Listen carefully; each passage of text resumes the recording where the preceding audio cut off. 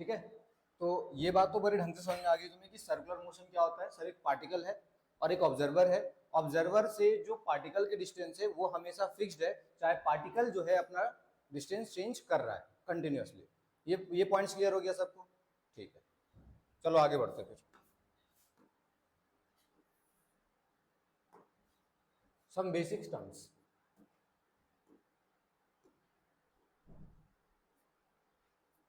अच्छा, इसमें एक चीज और तुम्हें ध्यान रखना चाहिए। क्या ध्यान रखना है, देखो जरा, ये v वेलोसिटी से आगे जा रहा है और ये जो डिस्टेंस है r, ये दोनों के बीच में हमेशा 90 डिग्री होगा। हमेशा कितना होगा? 90 डिग्री। यानी बड़े आराम से कह सकते हो कि ये जो OP है, OP डिस्टेंस, ये हमेशा परपेंडिकुलर होगा इस वेलोसिटी के। दोनों के बीच में एंगल कितना होगा? 90 डिग्री। क्लास 10th की सिंपल सी मैथमेटिक्स है कि सर ये क्या है, एक टेंजेंट है और ये क्या है आपका, एक रेडियस है। तो टेंजेंट और रेडियस के बीच में हमेशा कितने का एंगल होता है? 90 डिग्री। ठीक है, चलो आगे बढ़ो, कुछ बेसिक टर्म्स है। बेसिक टर्म्स में सबसे पहले मैं लिख रहा हूं एंगुलर पोजीशन। एंगुलर पोजीशन, देखो एंगुलर पोजीशन क्या होता है, तो ये एक अपना सर्कल हो गया, ये अपना एक ऑब्जर्वर हो गया, ठीक है, और ऑब्जर्वर जो है इस P पॉइंट को देख रहा है। यहां पे हमने एक्सिस बना लिए,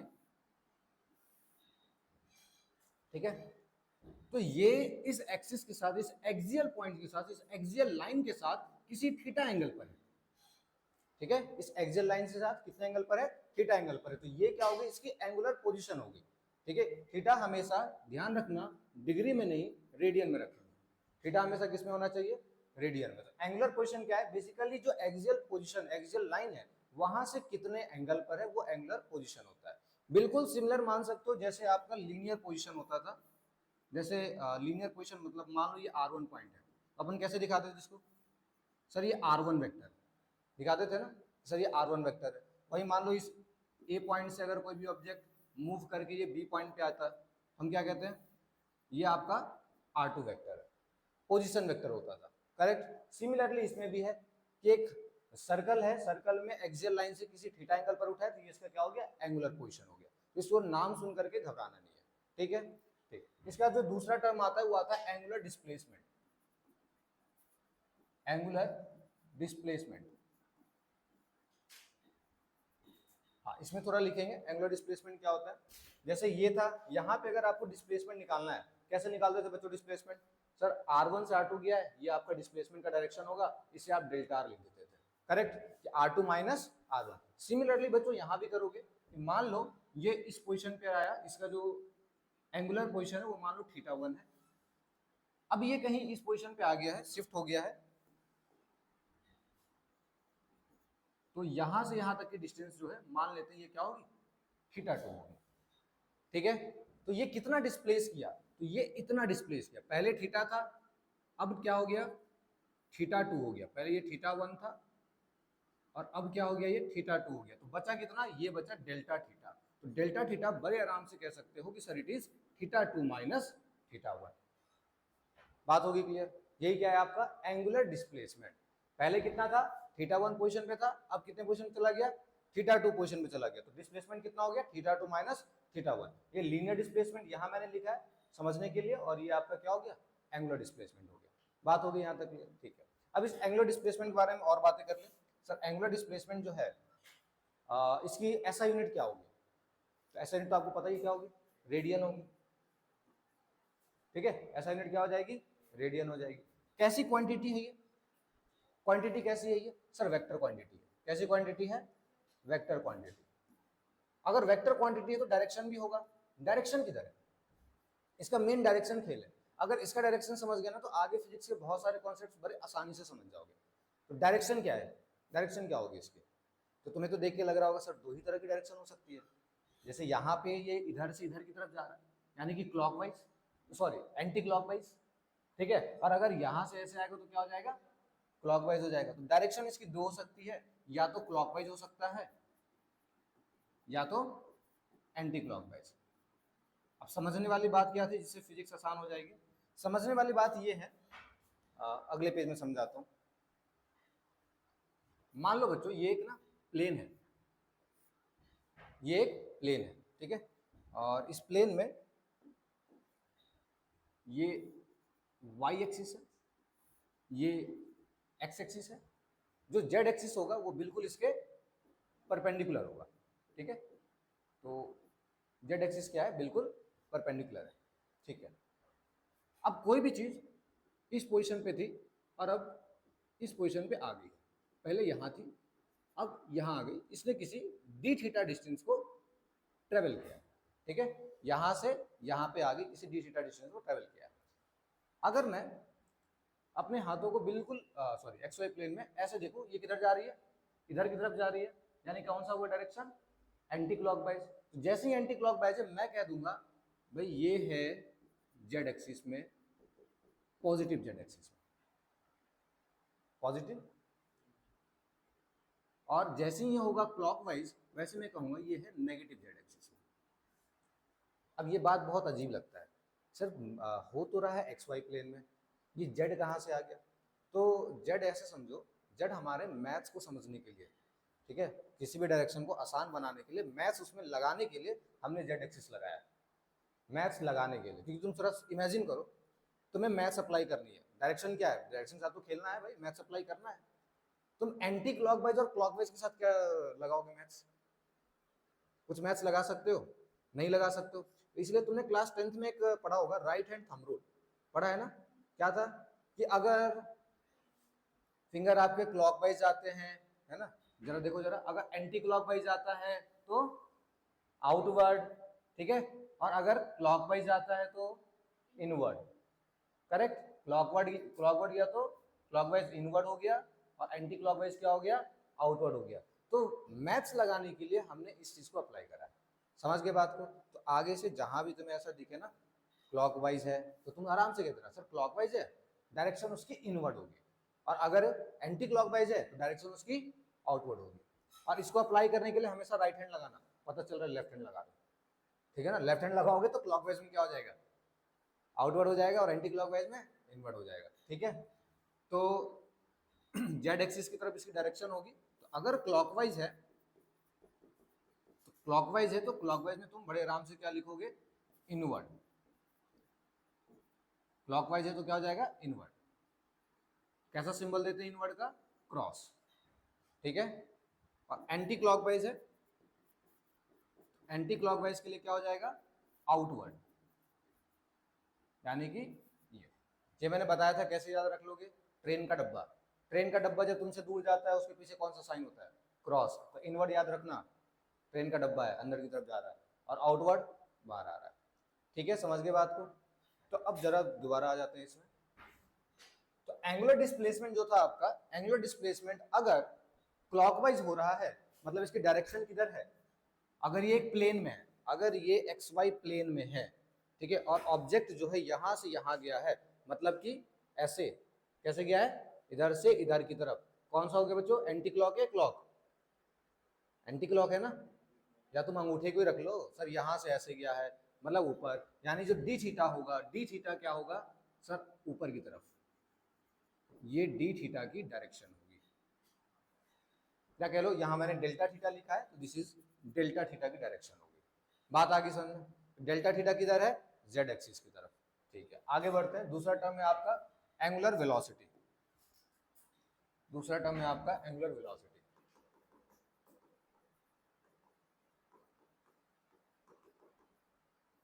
एंगुलर वेलोसिटी को हम लोग ओमेगा से दिखाते हैं, ठीक है। लिखने के लिए समय दूंगा, अभी यहां ध्यान दे दो।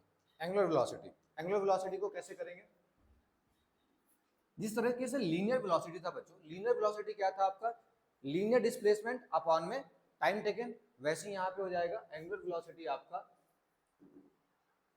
Delta theta upon delta T, and if this delta T tends to 0, then this omega comes out D theta upon D T, correct. समझ गए, जैसा हमने लीनियर में करा था वैसा ही हमने एंगुलर में कर दिया है, बस इतना ध्यान रखो कि नाम एक आ गया एंगुलर, ठीक।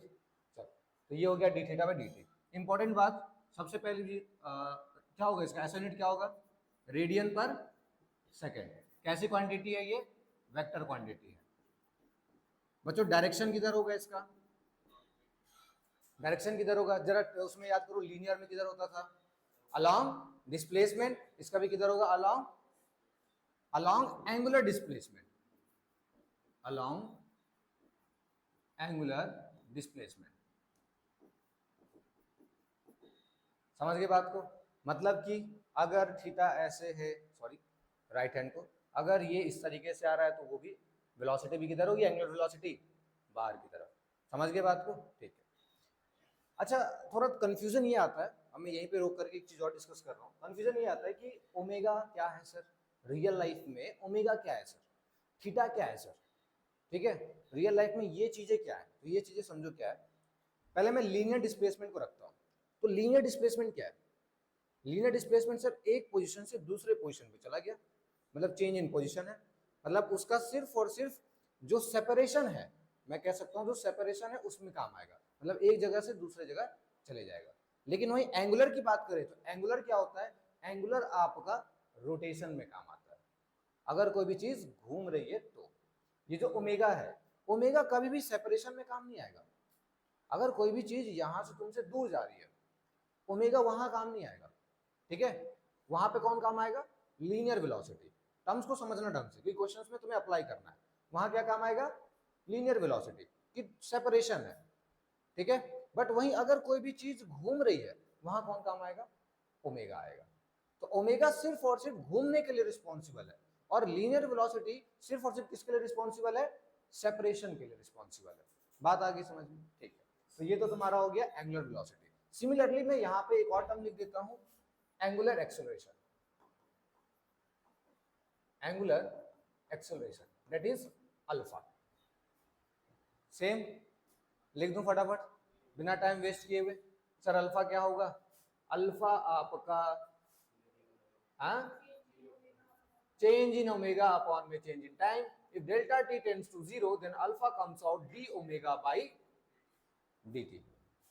एक और फॉर्मूला लिख सकते हैं, क्या लिख सकते हैं, alpha is equals to omega D omega by D theta. मैंने अपने मन से लिख दिया, क्या पता तुम्हें समझ में आया नहीं आया, आ गया, क्योंकि लीनियर वाला याद होगा तुम्हें, sir a equals to V D V by D X, so similarly alpha will equals to omega D omega by D theta. Correct, ठीक है। तो ये फॉर्मूले तुम याद रखोगे। डबल डिफरेंशिएशन वाला मैं नहीं लिख रहा हूं, तुम्हें पता होगा, पता है ना, D two theta by D T square, ठीक है, अल्फा ऑल्सो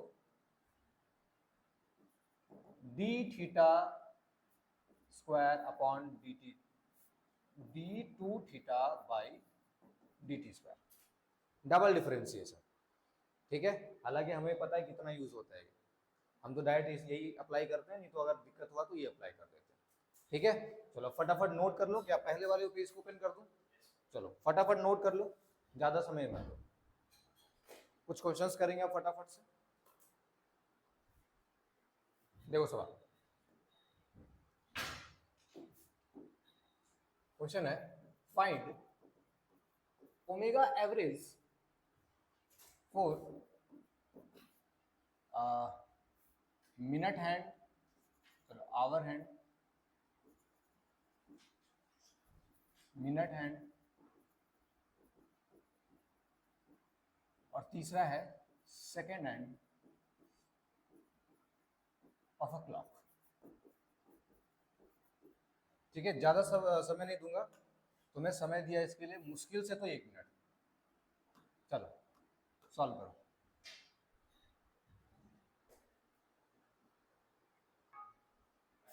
चलो देखो, सबसे पहले मैं तीसरे से स्टार्ट करता हूं, सेकेंड हैंड से। अगर सेकेंड वाले हैंड की बात करें, देखो जो भी क्लॉक है ना, क्लॉक सर्कल में तो होता है बच्चों। अगर एक बार मान लेते यहाँ से स्टार्ट किया तो फिर से घूम करके दोबारा यहीं पे आ जाएगा, मतलब थीटा कितना कवर करेगा, 2 पाई। और ये 2 पाई थीटा कवर करने में समय कितना लगेगा, एक सेकेंड हैंड को कितना समय लगेगा, 60 सेकेंड। टाइम कितना लगेगा, 60 सेकेंड। तो बड़े आराम से क्या कहोगे सर, सेकेंड हैंड के लिए जो होगा ओमेगा, तीसरे वाले के लिए ओमेगा कितना होगा सर, 2 पाई अपॉन में 60, 2 पाई रेडियन अपॉन में 60। आंसर कितना हो गया सर, पाई बाई 30। तो ओमेगा जो एवरेज है वो कितना निकल के आ गया, पाई बाई 30 रेडियन पर second. Correct. Same minute hand के लिए करो, मिनट हैंड के लिए क्या हो जाएगा बच्चों, सर ये हो जाएगा ओमेगा, अगेन 2 पाई होगा, बस समय कितना हो जाएगा, कितना टाइम लगता है मिनट वाले को, 60 इंटू, समझ गए मतलब। अब वही आवर के लिए निकालना हो क्या करेंगे, 2 पाई अपॉन में 60 इंटू 60 इंटू 60। क्लियर हो गया कॉन्सेप्ट। एक और सवाल देते हैं, चलो सवाल है दूसरा, find omega average for earth rotation about its axis. Earth का जो रोटेशन है अपने एक्सिस पर जो होगा उसका ओमेगा बताओ कितना होगा। चलो हाँ सोचो, 1 मिनट का समय दिया, करिए इसको। तुम बड़े आराम से इसको आवर में भी करके छोड़ सकते हो कि इसे कर दो, ओमेगा एवरेज जो होगा वो क्या होगा, 2 पाई अपॉन में 24, करेक्ट, पाई बाई ये आवर है बेटा, ये रेडियन है, ऊपर वाला रेडियन है, नीचे वाला आवर है, तो बड़े आराम से कह सकते हो sir it is pi upon में 12 रेडियन पर आवर। ठीक है, समझ गए बात को। चलो एक सवाल और देता हूँ इसी में एक टाइप का और सवाल ले लो। क्वेश्चन है find omega average for earth rotation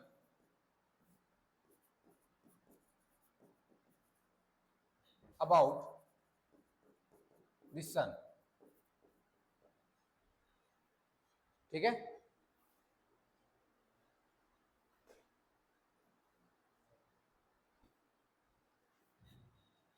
तो सॉल्यूशन लिख देता हूं मैं यहाँ पे। सॉल्यूशन में क्या हो जाएगा, omega will equals to 2 pi upon 365.25 days. ठीक है, कंप्लीट सन के आसपास चक्कर काटने में 1 साल 6 घंटे लगते हैं, इसलिए 365 दिन 25 डेज। समझ गए बात को, 365.25। अब आगे तुम इसको चेंज कर लेना, 2 पाई 365.25 इंटू 24 इंटू 60 इंटू 60। ठीक है, ये काम कर सकते हो। चलो एक और सवाल देखो, ये तो हो गया तुम्हारा एवरेज के ऊपर। ठीक है, ये तो हो गया एवरेज के ऊपर। एक और सवाल तुम्हारा बनता है, बेसिक क्वेश्चन है, तुम लोगों ने काइनेमेटिक्स में काफी प्रैक्टिस कराई है, that is omega is equals to D theta by D T. मैं आपको एक इक्वेशन दे दूंगा थीटा का, आपसे कहूंगा ओमेगा निकाल के बता दो, बड़े इजली निकाल लोगे, है ना। सिमिलरली मैं अल्फा के लिए भी कर दूंगा। ठीक है, चलो एक सवाल करके देख लेते हैं कितना आता है, कितना याद है। एक सवाल मैं दे देता हूँ, थोड़ा अच्छा सही देते हैं सवाल।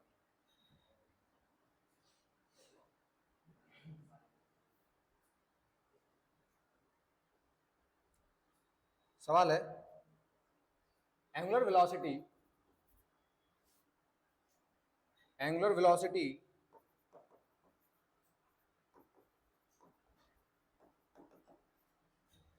is given as omega is equals to under root 25 plus 4 theta. ठीक है, फाइंड एंगुलर एक्सेलरेशन अल्फा। कितने सेकंड में करके दिखाओगे, मिनट नहीं सेकंड, कितने सेकंड में करके दिखाएंगे, हैं 59 सेकंड। चलो रहम करके 50 सेकंड दे दे लो।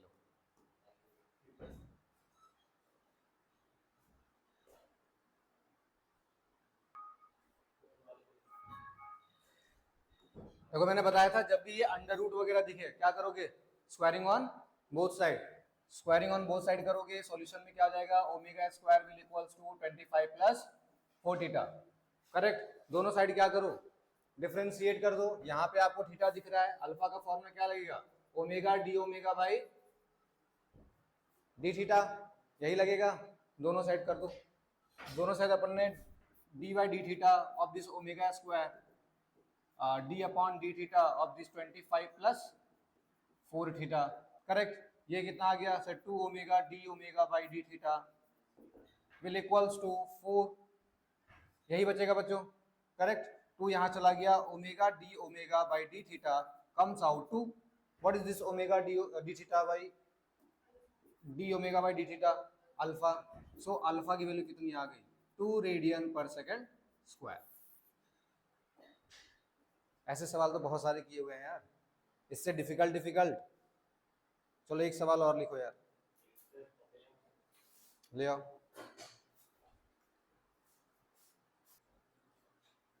देखो अगला सवाल है, disk has initial angular velocity omega naught and variable angular retardation directly proportional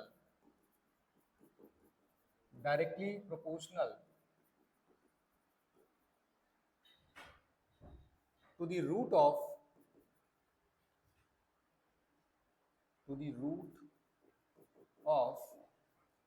instantaneous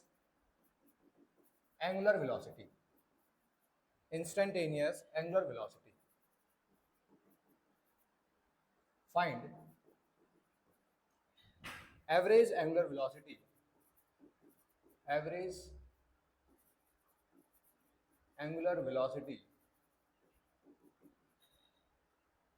of disk in the time interval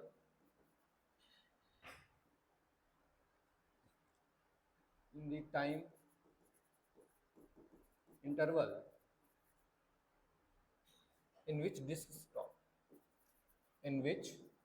disk stops। चलिए ये सवाल ज्यादा नहीं, 2 मिनट दे देता हूं, चलो 2 मिनट लो, सॉल्व करते हैं।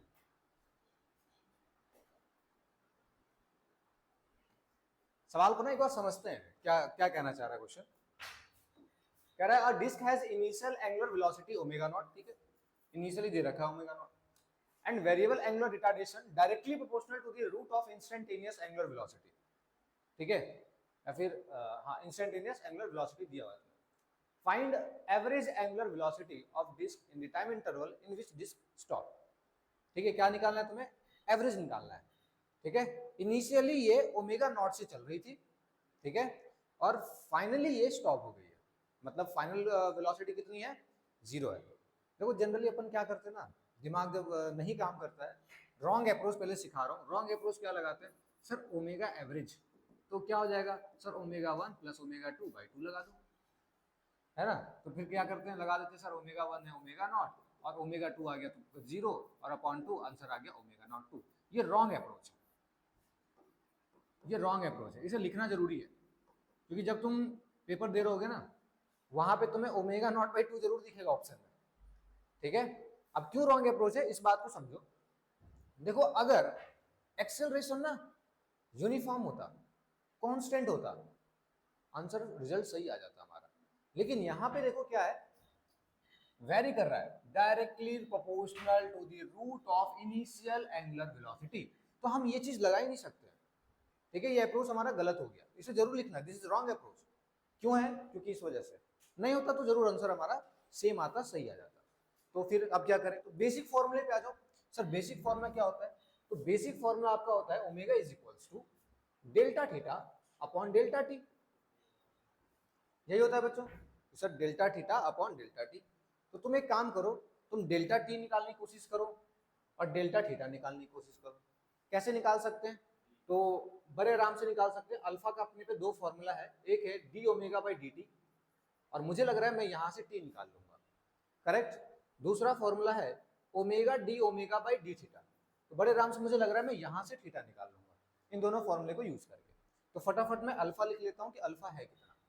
तो अल्फा जो है directly proportional to the root of instantaneous angular velocity, means कि अल्फा जो है वो डायरेक्टली प्रोपोर्शनल है ओमेगा के रूट के, करेक्ट। तो यहां पे अल्फा कितना आ गया, अल्फा आ गया के रूट ओमेगा। के कोई कांस्टेंट है जिसकी वैल्यू मुझे नहीं पता है, ठीक है। चलो आगे इसको सॉल्व करते हैं। तो पहले मैं डी टी निकालने की कोशिश करता हूँ। तो अल्फा की जगह मैंने रख दिया D omega by D T is equals to K root omega, ठीक है। तो करो सॉल्व जरा इसको। डी टी इधर की तरफ चला गया, तो डी ओमेगा रूट इधर आ गया और के डी टी इधर चला गया, ठीक है। काम करते हैं, दोनों साइड इंटीग्रेट कर देते हैं, ठीक है। अब इंटीग्रेट कहां से कहां तक करेंगे, यहाँ पे ओमेगा जो है इनिशियली ओमेगा नॉट है और फाइनली कितना हो गया है, जीरो हो गया है, रुक गया है।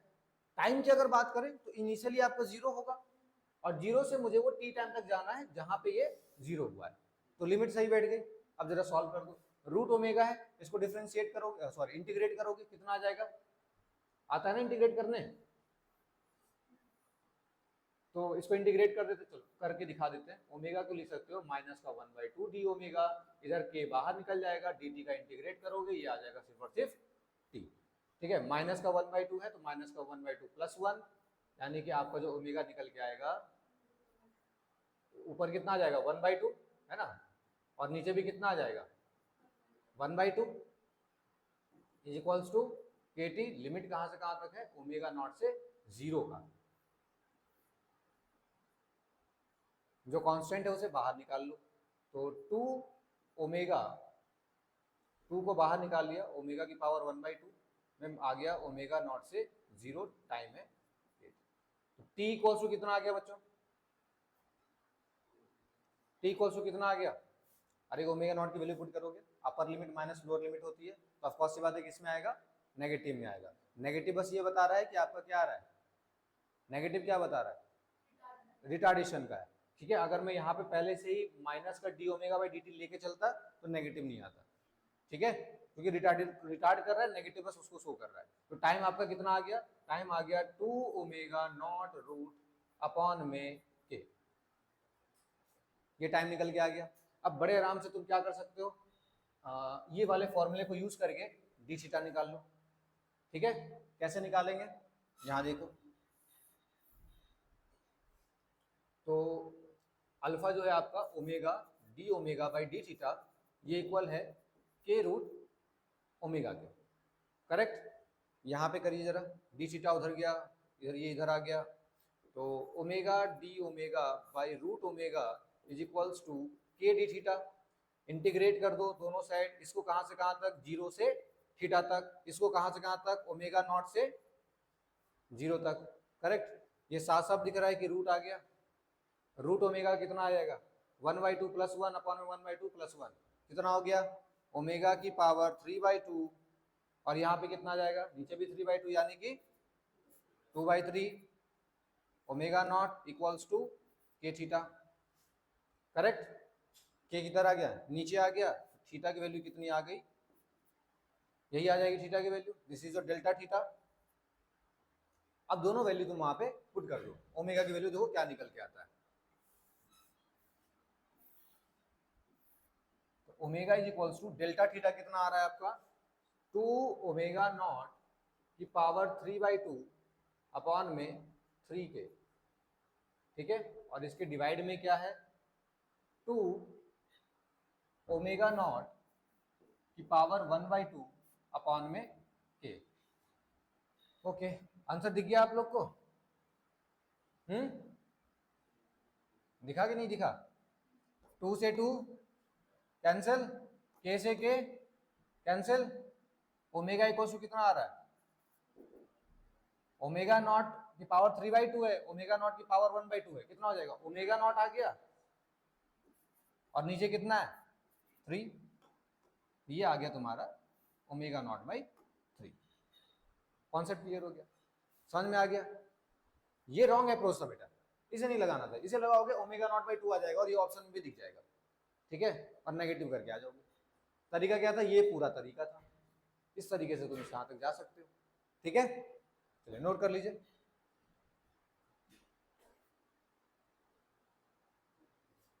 देखो एक क्वेश्चन और कर लो। क्वेश्चन है, ये एक सर्कुलर ट्रैक है,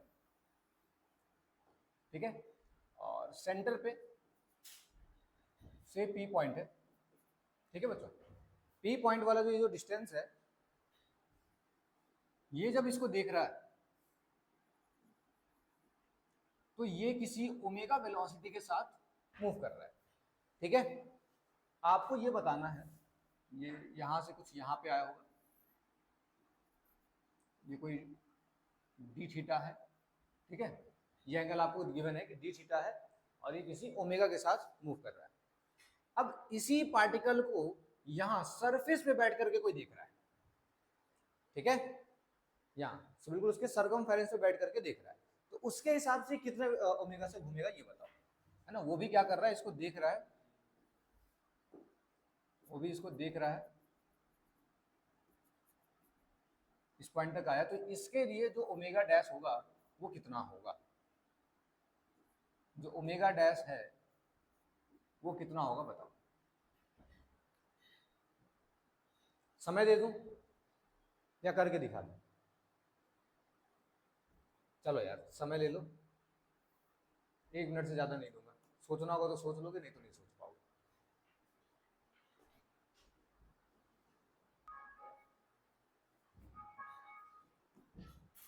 देखो सिंपल सी ज्योमेट्री क्या लगेगी यहाँ पे, ये फिजिक्स का सवाल ही नहीं है, ठीक है ना। फिजिक्स का तो बस थोड़ा सा कॉन्सेप्ट यूज होगा जो कि तुम लोग सबको पता है, बस इतना सा बात है कि ये वाला जो मान लेते हैं ये वाला जो एंगल है ना, ये हमारा डी फाई है, ठीक है। तो सर ये डी फाई जो होगा ना, देखो क्या लिख रहा हूँ, ये जो डी फाई होगा ना, ये डी फाई होगा डी थीटा बाई 2, ठीक है, ये डी फाई क्या होगा, डी थीटा बाई 2। अगर तुम ढंग से याद करो तो तुमने 9th 10th में ना इस चीज को पढ़ा था, जरा ऐसे याद दिला दो।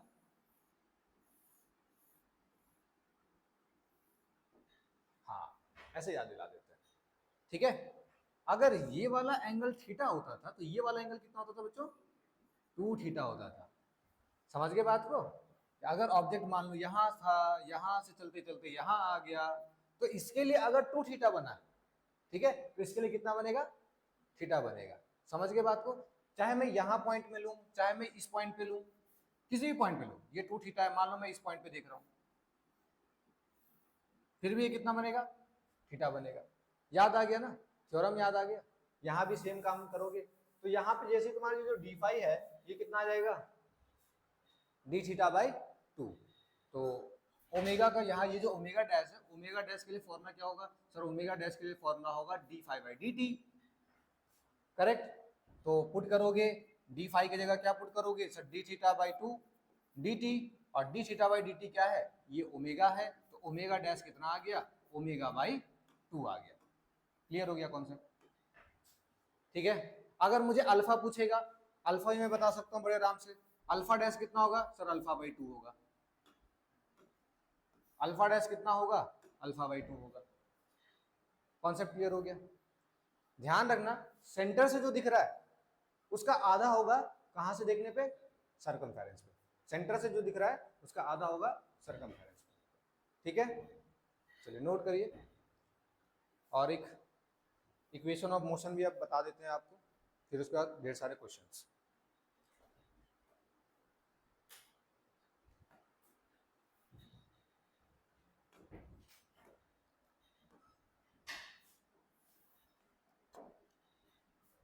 Equation of motion,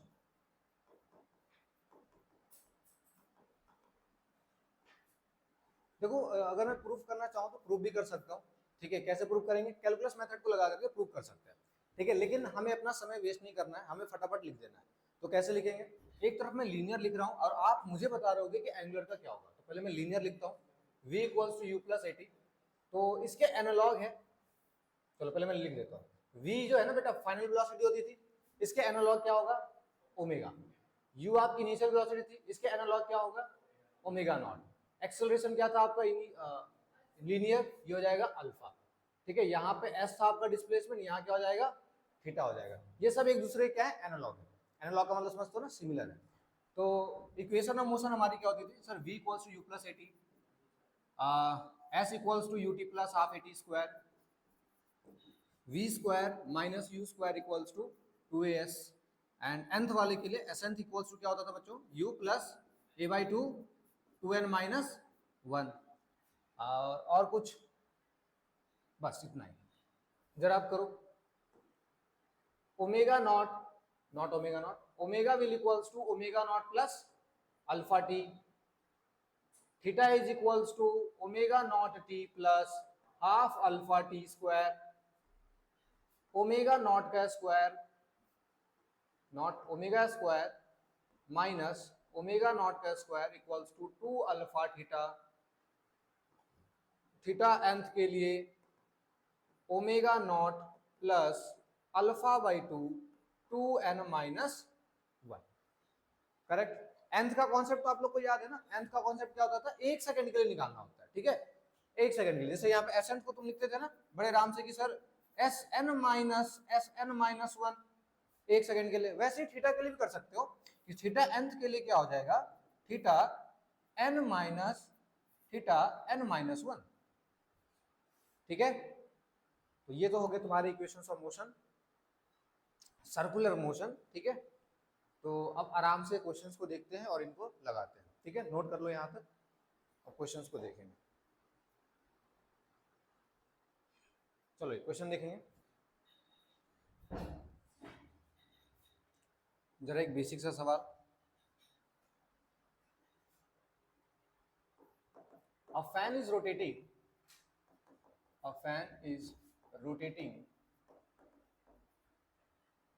with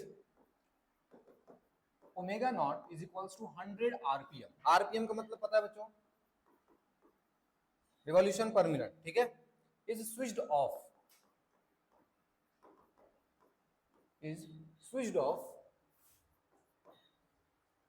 there is a constant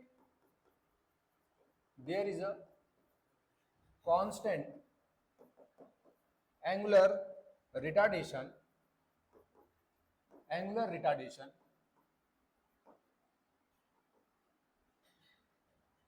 ठीक है। आपको बताना है सबसे पहला find time taken to stop,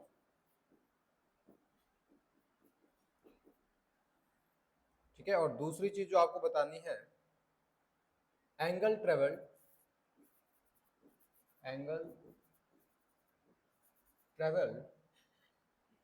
before it stop,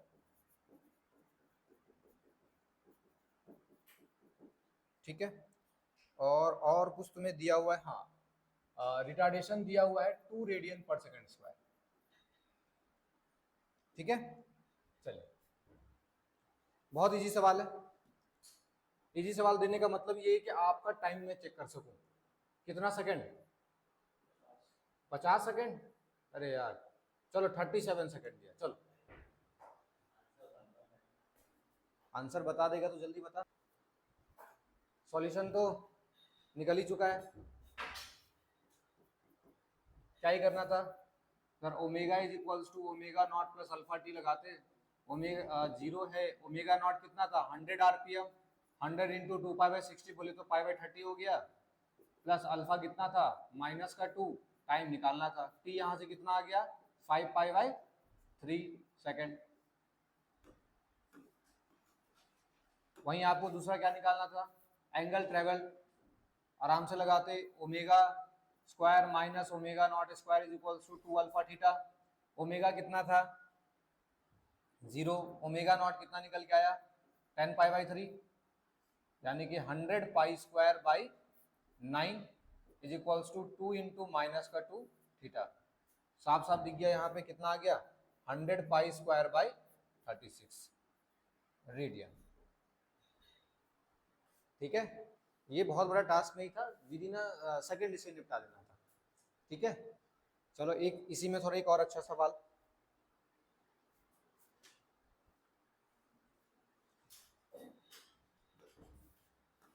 अगला सवाल है, अ disc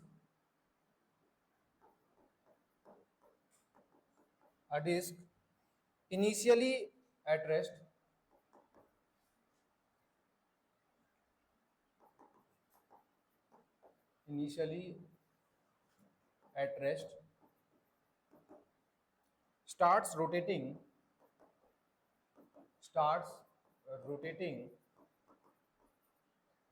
with constant angular acceleration alpha that is given 4 radian per second square. Find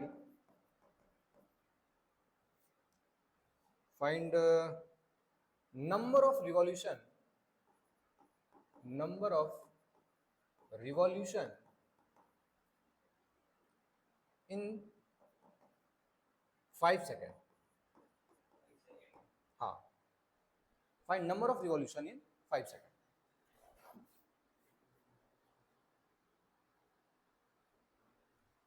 तुम आराम से क्या करो, थीटा कैलकुलेट कर लो। थीटा कैसे निकलेगा?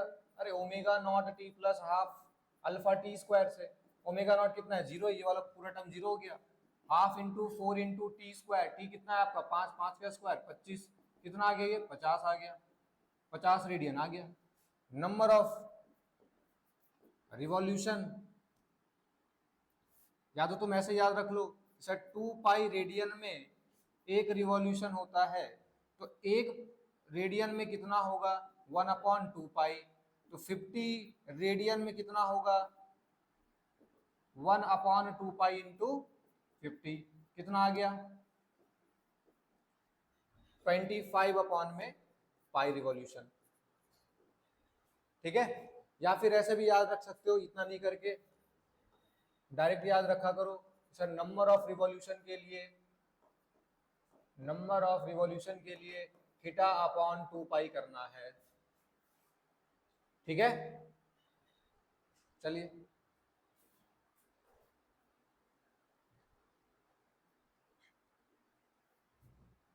सो आज का जो लास्ट टॉपिक है आपका वो है रिलेटिव एंगुलर वेलोसिटी।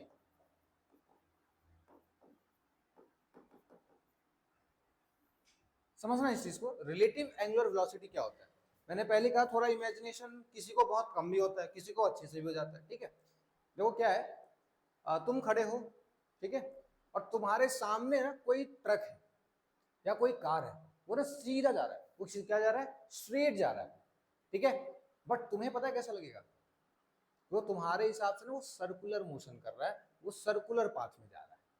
ठीक है, नहीं आया फील? थोड़ा और इमेजिन करो, ट्रेन में बैठे हो, है ना, ट्रेन में बैठे हो तुम, ट्रेन की विंडो सीट पे बैठे हुए हो। ठीक है, तो ट्रेन की विंडो सीट पे जो पेड़ वगैरह है जो तुमसे दूर है, सामने वाला तो बिल्कुल ऐसा पीछे भागता है सीधा, जो बहुत दूर है, कैसा लगता है तुम्हें? ऐसा कर्व होते हुए दिखता है कि नहीं दिखता है? हाँ, वो ना ऐसे ट्रेन है, ऐसे जो पेड़ है वो ऐसे इधर की तरफ जा रहा है। मतलब कि कोई सा भी, अगर जैसे मान लो ये एक ऑब्जर्वर है, तो यहां से किसी भी ए डिस्टेंस पर कोई भी ऑब्जेक्ट है वो अपना किसी डिस्टेंस में चल रहा है। ठीक है, अपना किसी भी डिस्टेंस में चल रहा है। अगर मैं बात करूं रिलेटिव पोजीशन की, तो मान लेते हैं ये इसका वी रिलेटिव है। ये क्या है बच्चों? वी रिलेटिव है। हालांकि चलिए सीधा रहा है, लेकिन वी रिलेटिव इस डायरेक्शन में होगा, हमने रिलेटिव मोशन में बात कर लिया था। ठीक है, तो इसके ऑफकोर्स की बात है, दो कंपोनेंट बनेंगे।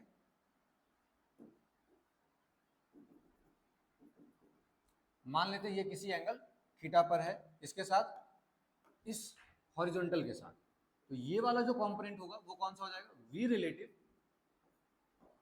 Cos theta. और ये वाला जो कंपोनेंट है वो हो जाएगा वी रिलेटिव साइन थीटा। तो जो भी मैं बात कर रहा था कि ये क्या करेगा, कैसा लगेगा देखने में? ये देखने में लगेगा कि ना वो रोटेट कर रहा है, करेक्ट। उस रोटेशन के लिए कौन सी वेलोसिटी रिस्पॉन्सिबल है? साफ साफ कह सकते हो सर, ये V relative sine theta responsible है। ठीक है, जो इसके परपेंडिकुलर है ना। अगर थोड़ा और याद करो तो मैंने बहुत ही स्टार्टिंग में जब एनएलएम पढ़ाया था, उस टाइम में मैंने आपको बताया था कि फोर्स जो है डायरेक्शन चेंज कर सकती है। लेकिन डायरेक्शन चेंज करने के लिए अगर कोई भी ऑब्जेक्ट सीधा जा रहा है और उस पर परपेंडिकुलर फोर्स लगेगा तो क्या होगा बच्चों, वो 90 मतलब वो क्या करेगा, सर्कुलर मोशन में आ जाता है। बताया था ये चीज है ना। तो यहाँ पे भी इस चीज को इमेजिन कर सकते हो कि जो रिलेटिव साइन थीटा है ये रिस्पॉन्सिबल किसके लिए है, ये रिस्पॉन्सिबल है डायरेक्शन चेंज करने के लिए जो हमें लगेगा, हालांकि वो सीधा जा रहा है, ठीक है। और ये वाला जो कंपोनेंट है वो किस चीज के लिए है, इसको मैं नाम दे सकता हूं सेपरेशन का। ये कौन सा है, वी सेपरेशन है ये, करेक्ट। जो अपने रिलेटिव मोशन में काम किया था यहाँ पे दोबारा ये कर लेते हैं, ये वी सेपरेशन है। मतलब ये वाला जो कंपोनेंट है वो काम कर रहा है, अगर ये आर डिस्टेंस है, इस आर डिस्टेंस को इंक्रीज करने का, सेपरेशन को इंक्रीज करने का। और ये वाला जो वेलोसिटी वो क्या कर रहा है, वो ये बताना चाह रहा है कि ये कर्व हो रहा है। समझ गए बात को, ये कर्व हो रहा है और ये आगे जा रहा है। रिलेटिव एंगुलर वेलोसिटी यानी कि ओमेगा, ओमेगा में हम लोग क्या लिखेंगे, तो ओमेगा का फॉर्मूला क्या होगा सर, ओमेगा का फॉर्मूला क्या होगा, अगर ये आर डिस्टेंस है, ये वी रिलेटिव साइन थीटा से जा रहा है, तो बस और बस यही रिस्पॉन्सिबल है। तो पहले तो मैं डायरेक्ट फॉर्मूला लिख रहा हूं, ओमेगा आप बड़े आराम से लिखोगे V relative sine theta by R, जो उसकी डिस्टेंस है V relative sine theta upon में आर। अभी मैं आपको कह रहा हूं ये फॉर्मूला आप अभी ध्यान में रखो, हालांकि इसका प्रूफ भी है, बट अभी आपको मैं कह रहा हूं ये फॉर्मूला आप अपने ध्यान में रखो। एक सवाल कराएंगे उसके बाद और ढंग से इसको समझेंगे, ठीक है। तो इसी के बेसिस पर एक क्वेश्चन है मेरा, ये मान लो एक ऑब्जर्वर है, ठीक है, इससे x डिस्टेंस पर b ऑब्जेक्ट है और मान लो ये 5x डिस्टेंस पर कोई a ऑब्जेक्ट है, ठीक है। एक b ऑब्जेक्ट है और एक a ऑब्जेक्ट है। b बिल्कुल ऐसे सीधा आ रहा है, a भी बिल्कुल सीधा आ रहा है, ठीक है। b की जो वेलोसिटी है वो वेलोसिटी है v, और a की जो वेलोसिटी है वो वेलोसिटी वो भी v है। समझ गए बात को, b की वेलोसिटी भी क्या है बच्चों, v है, और a की वेलोसिटी क्या है, v, ठीक। आपको क्या निकालना है, फाइंड रिलेटिव एंगुलर वेलोसिटी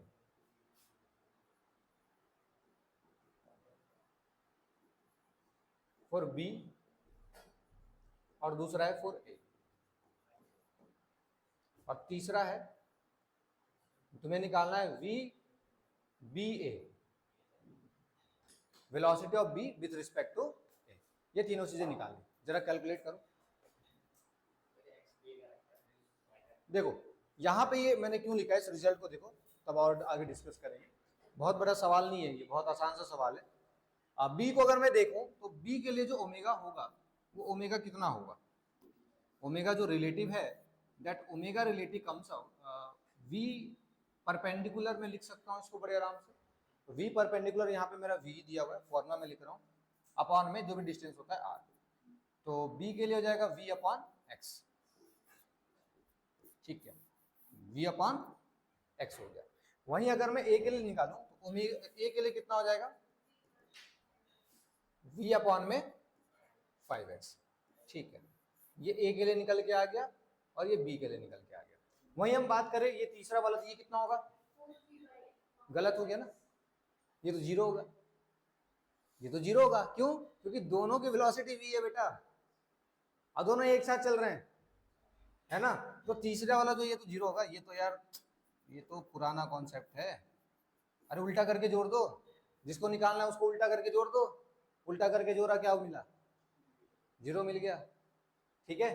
हाँ खैर मेरा ये तो पॉइंट था ही नहीं, मेरा तो ये पॉइंट था। क्या समझाना चाह रहा हूँ मैं इसके जरिए, ये देखो बी कितनी वेलोसिटी से जा रहा था, वी वेलोसिटी से, ए कितनी वेलोसिटी जा रहा था, वी वेलोसिटी से, दोनों का स्पीड क्या था, सेम था, लेकिन एंगुलर जो रिलेटिव एंगुलर आ रहा है क्या दोनों का डिफरेंट डिफरेंट आ रहा है। जो पास में है उसका ज्यादा तेज आ रहा है, जो दूर में है उसका और भी ज्यादा कम आ रहा है। ये बात समझ पा रहे हो। अब खुद को फिर से दोबारा एक ट्रेन में बैठा लो, बैठा लिया, तो तुम्हारे ट्रेन तुम्हारी 10 मीटर पर सेकंड से मान लो चल रही है, अगर तुम 10 मीटर पर सेकंड चल रहे हो तो तुम तो रेस्ट में हो, तो तुम अपना स्पीड किसको दे दोगे, पेड़ खंबे जो भी तुम्हें दिख रहे हैं वो 10 मीटर पर सेकंड से पीछे जा रहे हैं। अब तुम ट्रेन में हो तो जो खंबा तुम्हारे पास है और जो पेड़ तुमसे दूर है, बताओ कौन तुमको स्लो लगेगा? जो पेड़ मेरे से दूर है सर, और जो खंबा मेरे पास है वो तो और तेजी से जाएगा। यही कॉन्सेप्ट है, आ रहा है समझ में? क्योंकि स्पेस में ना रोटेशन हो रहा है, स्पेस में क्या हो रहा है? रोटेशन हो रहा है। उसी रोटेशन की वजह से ये कॉन्सेप्ट आया रिलेटिव एंगुलर वेलोसिटी, उसको थोड़ी रोक सकते हैं। तो जो खंबा है, खंबा आपको दिख रहा है बिल्कुल तेजी से जाते हुए, लेकिन वही जो पेड़ है तो बहुत दूर है आपसे, वो आपको बिल्कुल आराम से दिख रहा है, हालांकि दोनों का स्पीड क्या है? सेम। कॉन्सेप्ट क्लियर हो गया? ठीक है। तो हाँ, इस चीज को मैं कह रहा था कि अभी याद रख लो, थोड़ा बता भी देता हूँ। तो जो मैं कह रहा था स्पेस की रोटेशन, तो ये हो गया ओ पॉइंट। यहां से मान लेते हैं ना ये किसी dt टाइम में ये इस पोजीशन में पहुंचता है, ये कोई dt टाइम में पहुंचता है, तो ऑफकोर्स ही बात है जो डिस्टेंस ट्रेवल होगा वो कितना होगा? v relative sine theta into dt हो जाएगा। मान लेते हैं ये कोई d theta angular displacement cover किया, तो ओमेगा इक्वल टू क्या होता है sir? d theta upon dt। d theta कितना है?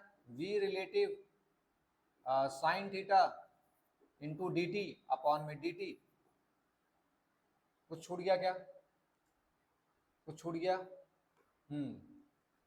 ये नहीं लगाना है। थीटा इक्वल टू क्या होता है बच्चों? एल बाई आर होता है, आर्क लेंथ अपॉन में रेडियस। थीटा कितना है? D theta. ये आर्क लेंथ कितना है? क्योंकि मैंने क्या कहा था, कर्व हो रहा है ना, क्या हो रहा है बच्चों? कर्व हो रहा है। तो D theta will equals to V relative sine theta into D T upon में आर। अब लगाओ, omega equals to D theta by D T. Put करोगे तुम्हें साफ साफ दिख रहा है कि ओमेगा क्या आ जाएगा? ओमेगा, चलो पुट कर ही देते हैं sir, V relative sine theta D T upon में आर है और इंटू डी टी है, तो डी टी से डी टी कटा और ये वाली चीज बन गई। आगे बात समझ में? मैंने कहा था प्रूफ बहुत ज्यादा वो चीज नहीं है, बहुत बड़ी बात नहीं है, वो तो सिंपल सा कॉन्सेप्ट है, ठीक है, लेकिन कॉन्सेप्ट क्लियर होना चाहिए। क्लियर हो गया कॉन्सेप्ट? ठीक है। एक सवाल और हो जाए इसके ऊपर, अच्छा सा सवाल नोट कर लो, फिर एक सवाल कराता हूँ। चलो देखो, relation between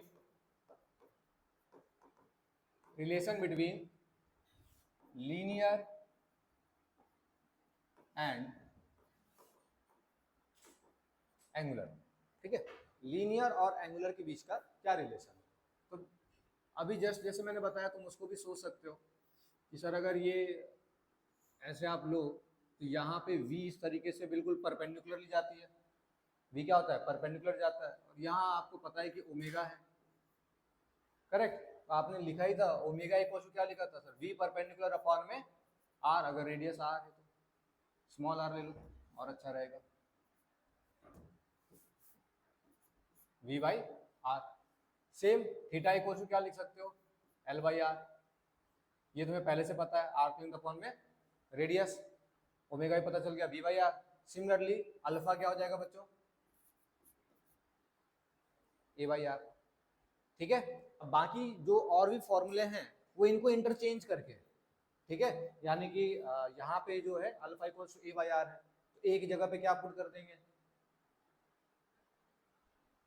equation of motion लगा दो, डी बाई डी टी लगा दो, ओमेगा को चेंज कर दो, ठीक है। ये सारी चीजें इंटरचेंजिंग है, वो क्वेश्चन ज्यादा ज्यादा करोगे तो और भी ज्यादा सीख जाओगे। हाँ, एक और चीजें बता देता हूँ, टाइम पीरियड। टाइम पीरियड पता है तुम्हें क्या होता है? 2 पाई बाई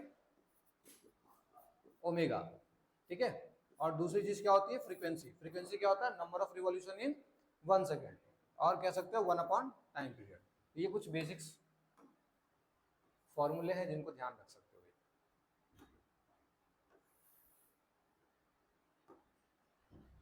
क्वेश्चंस करने में तुम्हें काम देगा।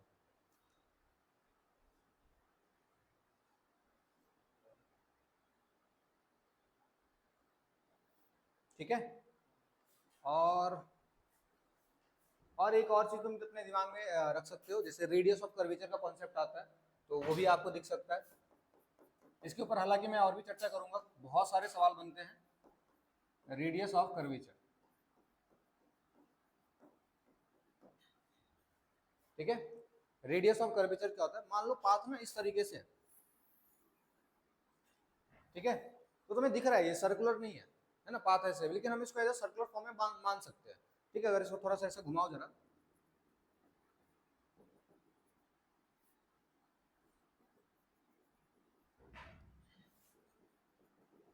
ठीक है, ये मान लो कि ये R1 है, ये मान लो कि ये R2 है, ये मान लो कि क्या है R3 है, तो ये रेडियस ऑफ कर्वेचर बन जा रहा है। ठीक है, अभी मैं तुम्हें सिर्फ और सिर्फ फॉर्मूला बता दे रहा हूँ, किसी भी उसका रेडियस ऑफ कर्वेचर निकालना है तो कैसे निकाल सकते हो, डायरेक्ट फॉर्मूला बता रहा हूँ, याद रख लेना, जो भी स्पीड है उसका स्क्वायर कर दो इनटू ए परपेंडिकुलर।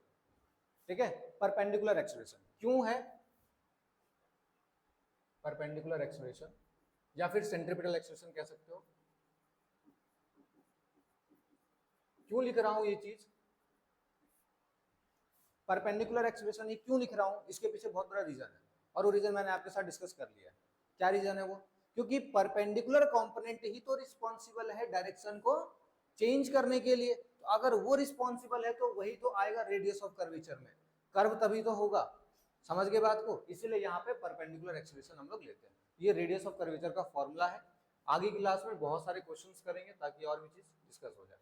ठीक है, होमवर्क में आपको क्लास के बाद बता दूंगा। ठीक है, फिर आज के लिए इसको इतना ही रखते हैं। ठीक है बच्चों, चलो।